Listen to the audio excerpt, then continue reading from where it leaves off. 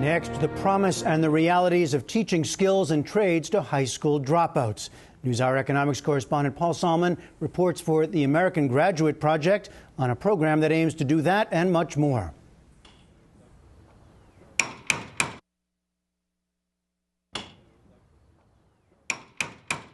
A back-to-high-school program for dropouts that teaches construction skills as well as your traditional subjects. Okay, so you're reading Elie Wiesel's Night about the Holocaust. In literature class, today's topic was Adolf Hitler and why Germans agreed to carry out the final solution. I believe they did out of fear of Hitler and him controlling their lives, maybe. 18-year-old Kendra Sims, 8 months pregnant, dropped out of school for financial reasons. But now she plans to become a nurse, eventually a doctor, where critical thinking can make all the difference.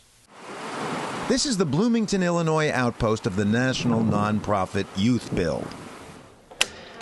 Since 1994, it has trained 110,000 students at 273 spots around the country to put up houses for their communities, teach marketable construction skills on the job, build critical thinking skills in the classroom, and build confidence in the students themselves. The results are tangible. 120 Youth Build homes stud the streets of Bloomington and its twin city, Normal. A former crack house where syringes littered the floor. An erstwhile empty lot. Now affordable housing for 10 families. Drive 15 minutes outside town, through Illinois' windswept fields and one of its newest industries, power generation, and you'll find an entire low-income subdivision built by former dropouts. Jason Wallace now lives in the very home he helped build. This is the laundry, which turns into the master bath. Youth Build McLean County is a charter school that's part of the local system. Bankrolled in part by the Department of Labor, of Housing and Urban Development, and by AmeriCorps. Housed in one wing of a failed outlet mall, its only neighbor is a bingo parlor. That leaves plenty of room to teach English, math, and construction to dropouts, ages 16 to 24, 50% of whom have done time, 50% of whom have children. But by the time they leave Youth Build, more than 70% will have marketable building skills and their GED, or high school diploma.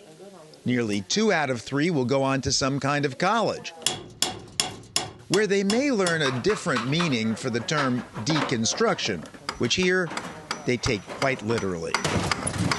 We get frustrated and we can just break stuff and get happy with it and go home laughing hey, I just wrote that, you know. They learn to tear down the old and put up the new. Well, it's hands-on, and I've never been a person that could just sit there all day. Hands-on is one Youth Build edge, says Suzanne Fitzgerald, who runs the program here. If you're someone who is more mechanically inclined, if you're someone who needs a project, touch it, feel it, take it apart, put it back together, you don't see a lot of that available in the school systems or in the colleges. We would reach many more of our failing young people if we were able to teach in the way that they learn.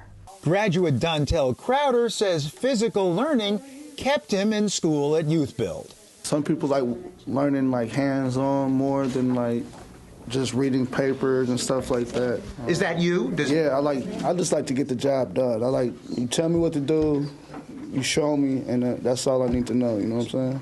Economics professor Mike Seaborg has studied those in the program. They move back and forth from skill training and construction to literacy training, working towards their diploma or their GED.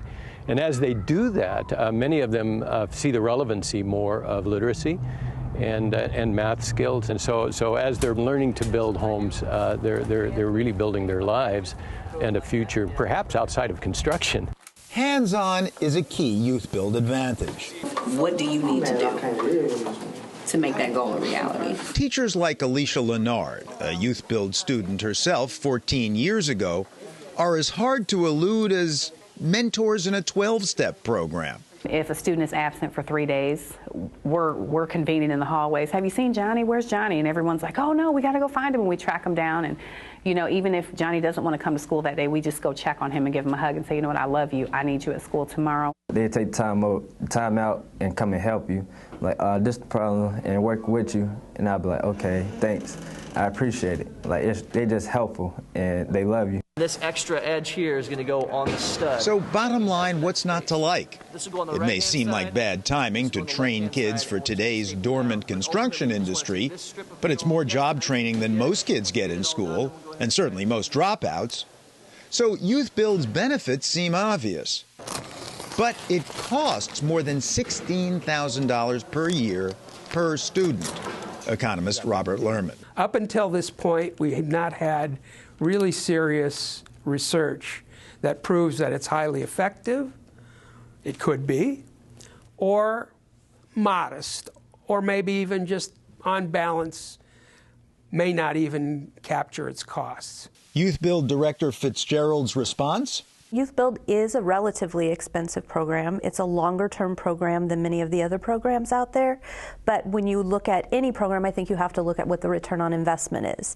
And so if you have young people coming out of Youth Build and going back into the system, obviously that's a poor return on investment, but that's not what we see with Youth Build. When you say go back into the system, I'm not sure I understood what you meant. I'm talking about going into the Department of Corrections. Exactly, says economist Mike Seaborg. Pay now so you don't have to pay later. For prison, welfare, food stamps, housing assistance. So the benefits basically from programs like this come from costs not incurred from dropping out and not finishing high school. Now let's not romanticize. Only 3 to 4% of Youth Build students have gone on to get a 4-year college degree, compared to nearly 30% of students nationwide. Though Youth Build's goal was, until recently, just getting kids a diploma or GED, in a district where 12% of the students still don't make it to graduation, no better than the national average. Here in Bloomington Normal, however, the Youth Build program, casual and yet rigorous, has become so popular. We were told kids are now actually dropping out of the local high schools to be eligible for the program. True, we asked Kendra Sims? Yes, it is true. Because Youth Build is like a better environment. You're not so much pressured how you are in high school when it comes to dressing or keeping up with other students, or you're afraid to raise your hand in class because you might be talked about. Here, everybody understands, everybody learn at different levels, and everybody work together to help each other. So one way to get kids through school and into the job market is learning by doing, as they practice it here. But the other answer is even simpler. Spend what Youth Build spends to prepare young people for the workforce. Michael Donnelly, himself a former dropout and Youth Build grad, is a guidance counselor at the high school in Normal. So if you here at Normal had the same amount of money per pupil as Youth Build had, you could have the same level of success? Oh, yeah, easily. I believe that wholeheartedly. If you could go through and say, you know what, each one of these students, we're going to give them a personal experience. We're going to put all these resources around them to make sure that they succeed, to make sure that they do the things that they need to do. Oh, yeah, 100%. The schools would be a lot better. We wouldn't have a dropout problem? I think we still have a dropout, but I don't know if it would be a problem. A problem that at the moment is hobbling more than 10% of America's high school students at a cost to them and us. The American Graduate Series is a public media initiative funded by the Corporation for Public Broadcasting.